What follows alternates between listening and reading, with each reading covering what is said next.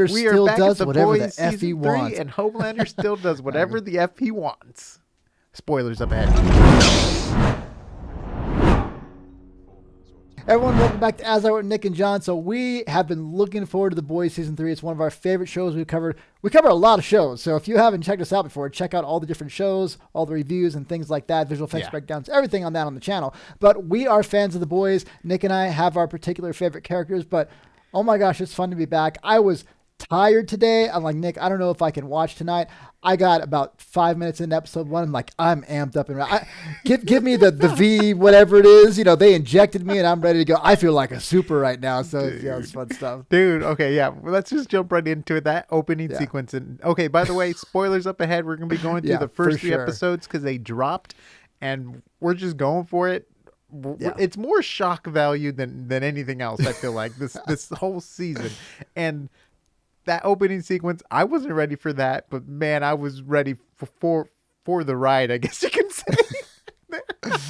Oh my gosh. What an opening. What an opening. Wait, so I'm already confused. Which one is the season 1? Season 3, episode 1. I know which opening exploding. Is this? Can I say that? Yeah, no, you'll cut that. Yeah, so this is what had me like, all right, I can watch 3 hours of this. Like, I don't need to go to sleep. This is hilarious. Like, that had me howling like a inappropriate person. Like, I was laughing. So I know some people criticize this show of being, it's like what was it? They call it clickbait. Body. I forgot what it's called. It's like grotesque porn or something. It's like, it's just gross. It's like just gross. And some people love that. And I guess if you want to call me that, I guess. But man, I think that stuff is hilarious. That type of stuff, makes me howl because it's like it's creative, silly stuff, And it looks good too with the VFX. They did such a good job. Well, just the idea is like he's trying to go up my butt. Oh my gosh! And like she's grabbing his, crotch, and then the Homelander catching him in the bag and shaking him up. No, not Homelander. Butcher. Oh yeah, Butcher. Yes, Butcher. Butcher's kind of crossing that line. Homelander. Yeah. But so I mean, that stuff is just so much. Those sequences are so cleverly planned out that you can't help but admire how much thought and creativity and comedy is put into. It's hard to film fun, creative, comedic scene after comedic scene, and they do it really well. And sometimes it's dry humor, sometimes it's just completely off the wall crazy. But they continue to do it into season 3, which we've seen some shows rise into season 1 and then fall off really poorly. But The Boys seems to be continuing on. I don't know. I'm already really enjoying season 3 a lot. Yeah. Okay, so first thing I want to bring up, because it's John's favorite character, we're going to talk about the dinner scene. So we're jumping to episode 3. Yeah, we're jumping all Homelander over is here. doing warning. We're going to be jumping all over the place because it's 3 episodes. Give us a break. It already blurred. Nick probably cut this part out, but he's like the beginning of episode 1. I'm like, wait, which part of which episode is this? Because like I already forgot because it all blurred together. So we're going to be jumping all over. Yes. But the dinner scene, go ahead. So let me just Homelander's trying to do power plays on everyone. Yeah. And this is his power play on the Deep. And the Deep is John's favorite character. And oh my gosh, that was such an amazing sequence. It's like his name's Timothy. He has a family. He's praying. He's praying. Oh no, he's asking. He's begging for his life. Oh my God. The dialogue exchanges the Deep has with the animals, or the creatures, the aqua or life, the visuals. It's so funny. It just makes me laugh so hard. And just, I feel bad for his character. He's in another hard place. Yeah. And then his wife is not supportive. Eat the effing octopus. It's like, oh my gosh, like you're supposed to be supportive. It's so funny. But yeah, as soon as Nick said John's favorite character, I'm like, yep, I already know who he's gonna say. And we just had to talk about that whole sequence. And it's funny because he's almost like a side character. He's never on screen all that often, but his scenes are just total. Golden. Yeah. So but they're so funny. And I have to say, like being back in this world, everybody is so good. I'm going to tell a quick short story on Carl Urban just because it popped up very recently in the news in the last few days. But Carl Urban's talking about his career and how Lord of the Rings what was his character's name in Lord of the Rings? I forgot. Oh, he was one of the Eowyn writers of Rohan. Yeah, Rohan.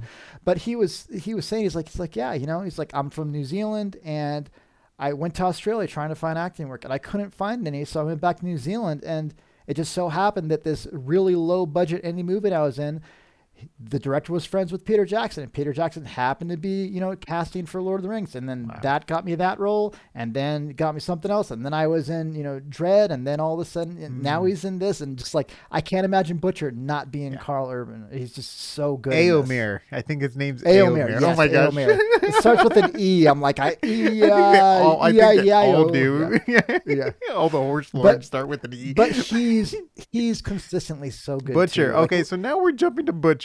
Yeah, sorry. We're Butcher. And Butcher, no, this is going to happen. And I just got to bring up, so Butcher's power play, right? So he gets power now. Yeah. And he's just as bad as Homelander. And I just love, you could see that going. It's like, okay, once he has the power, he's going to be just as thirsty for power as revenge as Homelander is wanting to get his way as well. And so you can kind of see that idea, but I just love the TV, his imaginary TV dialogue with Homelander, and then the kid and stuff, and the sequence with Homelander was really good too. In his house. That was a really good sequence. And they've been setting up the whole idea that they're not that different, but they are different. So it's fun. Okay, they're gonna be on an equal plane. Yeah. Yeah, I think that's a quote from Austin Powers 3. He's like, "We're not so different, you and I." And then okay, so Butcher obviously going through a major character arc. I can't wait to see what happens once they get to Russia. Yeah. It's going to get crazy once they get into Russia. I think they go to Russia, but it looks like they're going that way towards Russia. But Homelander, that actor, with Star, right? Carl Urban? No, the actor for Homelander, yes. Uh-huh. It's Anthony Starr. Uh-huh. Oh my gosh. He never ceases to amaze me with his sequences as home. He is such a good Homelander. Like the way he smiles and the way he just tries to keep cool in circumstances, or when he tells the girl to jump. It's just like, oh my gosh, there's so many good freaking moments with Homelander. It's cool because he delivers his emotions very well. Whatever he's trying. Sometimes it's a very detached, almost like glazed, staring off into space. Good. Sometimes he's crying. You really feel his legit emotion, and so he's going through all these. It's not just a consistent character all the way through. He's doing completely different. Like he really has these almost multiple personalities, and he plays them off wonderfully. And he does have that all-American Captain America look, with the blue eyes and blonde hair and everything, at least, the way he's portrayed and things like that. It's just, he plays that role perfectly. Looking at it differently, but oh my gosh. Okay, I thought she was going to be dead, but they did a full Anakin with her. Yeah, Nick did the whole Anakin video. If you guys haven't seen that, portraying her like all charred up like Anakin Skywalker. You were the chosen one. She's still alive. Now, hopefully, Anakin didn't do that. For Emperor Palpatine. When he was in the recovery room. No. Like, I'm hoping not. Oh no! Yes, my young apprentice. Oh my gosh. Oh. Strike me down, okay? Oh. Anyways, but you know what? The thing that I like is they've brought back a number of characters that I completely forgotten about. Like, was it Mother's Milk's wife and daughter and what's his name? The Frenchie's old girlfriend or whatever. Like they brought them back in meaningful ways without just feeling like they're shoehorned in. And the other thing I really like is they're introducing new characters. Like one thing I don't like that this movies and shows do. This cast is growing like crazy. That's what I was going to say. Usually I don't like that, but they're introducing them all in meaningful ways to where I don't feel they're introducing too many people to keep track of. And I don't feel like they're just filler people that I don't have any attachment. Like everybody so far, I'm like, all right, cool. They have a good role. They have a good character. Like I'm tracking everybody pretty well. And for me, it's easy to get kind of lost if you introduce too many people, they don't mean anything to me. But so far, it's like, oh, these are good characters that they're introducing. Now, if they keep doing this past episode 3, that might get to be too much. But so far, really good characters. And I think they're pacing it well. Yeah. It's working. It's working for me. It's not like the Hobbit where there's so many dwarves going on. I've been like, Yeah, who's who? yeah, It's working for me. Like I know each character. Obviously, I've also dedicated. This is my third season watching it, so I've dedicated time into this show. So I'm into it. I thought it's interesting. Queen Maeve has taken a backseat, kind of. Yeah, she's hardly there, huh? Even though she did give some, major story plot. She provided the knowledge of the weapon, and that there's a super weapon supposedly that can kill a super. I don't know. I don't know. We don't know if that's true or not. I mean, they might be going the Winter Soldier route where maybe they damage him so badly that they were able to mind warp. But I don't think it is. I think he's actually going to come back to be the rival with Homelander. Like everyone's gonna love Soldier Boy, and then Homelander's gonna get pissed off because Homelander just cares about his ratings. I wouldn't be surprised if that whole Soldier Boy's dead and they got him with some weapon, because no one saw that except for the Supes. And if they're trying to convince the military that, hey, we need Supes in the military because otherwise, hey, there's a weapon that can kill Supes. It could, that they could be playing that, because we never saw that. At least, the CIA agent woman never saw that. So it would make sense that they could be doing some type of plot device, to try and get in favor for, that placement. So obviously we don't know, but it's interesting that we never saw any of that in the flashback. So that was a cool flashback sequence, and I love how he pauses the story to go pew, and I love how like he pauses it, and then we kind of go back to other things, and then when we come back in, he's like resume. I thought that was really fun. Yeah, you know what, there was some complex editing going on. They were jumping around a lot, but I never felt lost when they picked back up. I never felt like it was disjointed or anything. Like the editing was very, very solid in this, and the comedic timing for the cuts was perfect as well. Like Butcher threw up on Huey and just cut to the next thing to the little infomercial. So it's just hilarious. It's like, we know now right. Huey's gonna maybe get a little spark of power just from the puke. No, I feel great. Laser. He's shooting lasers out of his finger or something. And talk about the way powers work. Victoria's powers. We know now it works where she has to look and focus at something to blow them up. Yeah. Which was very cool. It was really cool the way it was done too with her powers and the. So how was she able to make his nose bleed without looking at him though? Because she was making his nose bleed without looking at him. She was giving him a hug and she was making him his nose bleed, right? Squeezing his head or something? I don't know. Oh, maybe. I don't know. I don't know, but there was something where he knew something was going on where he pushed her away. Yeah. But it was just, you saw him cover her eyes. So like he knows the eyes, even though you would think she would just blow his fingers off, but maybe too close to focus. Maybe it has to be focused. That's true. Yeah, you never know. But I don't know if the powers fully work.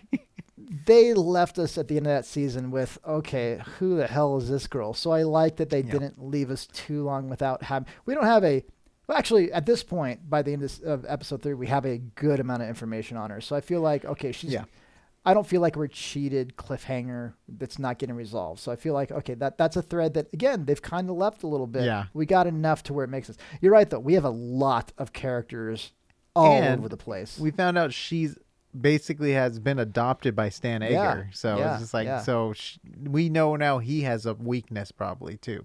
At first, we're like, oh, this guy's so tough. Like he has nothing. But that might be used later on as a weakness for him too. You know what he completely reminds me of? He reminds. Did you ever see the movie Martin Scorsese film The Departed? Have you ever seen Departed? that? Mm-hmm. Yes. Where he has guys planted everywhere. He almost reminds me of that, where it's like there's rats everywhere, like in all levels. And I like that idea that he's such an. And by the way, that guy just continues to kill that role. He's just a regular human.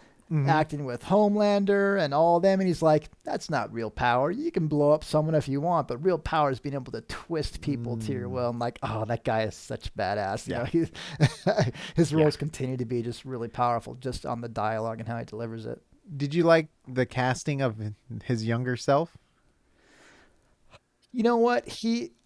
I don't think the casting was off. I think it's just he's such a memorable person in how he acts that I don't think you could do it any other way unless you tried to use his same voice, which I don't think would work well. I don't think they could have done that right. But it's like, it doesn't feel like him. But I don't think. I thought they did a good job casting Grace. Yeah, I was shocked on how wow that looked. I was like, whoa, that's is this her daughter or something? Because this is amazing the way how much she looked like her. I was just like, wow. I was very impressed. So she was spot on. He, I don't think was bad. It's just that the older actor is just such a memorable, unique character. It's like if you tried to do a Jim Carrey or a Jack Nicholson, they just have this particular way that they deliver their performance. And then his tone of voice is really one of the big things too, that I don't think they could have done that perfectly. The guy did great. It's just, you can't imitate that actor, I don't think. But yeah, Grace was really, really good. Yeah. And then, it was also a trip to see Black Noir and how he got the damage. To the face. Because it was kind of like, what's going on here? We just had very quick hints. You know, and I like the idea that, like, hey, one, they're not just all like Homelander where they can't be killed. And two, like, okay, we get, without making it a huge big deal, all right, they're not ready for this, just like Grace said. And here's the repercussions. Okay, well, Black Noir, he's, you know, kind of a badass ninja, but clearly not cut out for everything. You know? He was always allergic to peanuts. Well, yeah. Why do you eat those from me? You know I'm allergic. It's like that.